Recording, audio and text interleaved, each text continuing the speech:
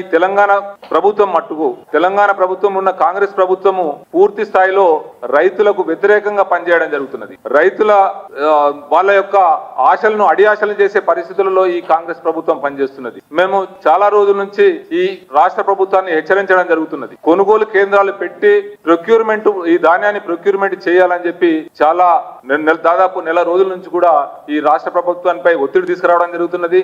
అయినా గానీ వాళ్లకు నిమ్మకు నీరెత్తినట్టు లేదు. కొనుగోలు కేంద్రాలు స్టార్ట్ చేసినామని చెప్పి ఇనాగరేషన్ ప్రారంభోత్సవం చేయడం జరుగుతున్నది. కానీ ఆ ప్రారంభోత్సవం చేసిన తెల్లారి నుంచే మళ్ళీ అవి పనిచేయడం లేదు. ఎవరు కూడా ప్రొక్యూర్మెంట్ చేయడం లేదు.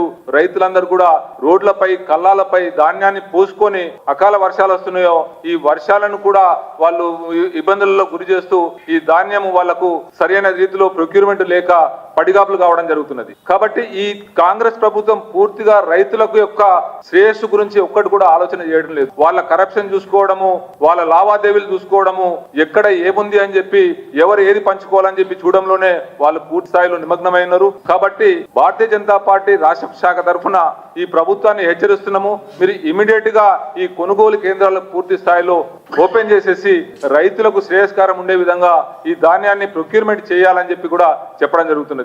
మీరు తరుగు అని చెప్పి వాళ్ళని ఇబ్బంది పెట్టకుండా పూర్తి స్థాయిలో ఎంఎస్పీ రేట్ ఇచ్చి రైతులను ఆదుకోవాలని చెప్పి కూడా ఈ సందర్భంగా ఈ రాష్ట్ర ప్రభుత్వాన్ని హెచ్చరించడం జరుగుతుంది.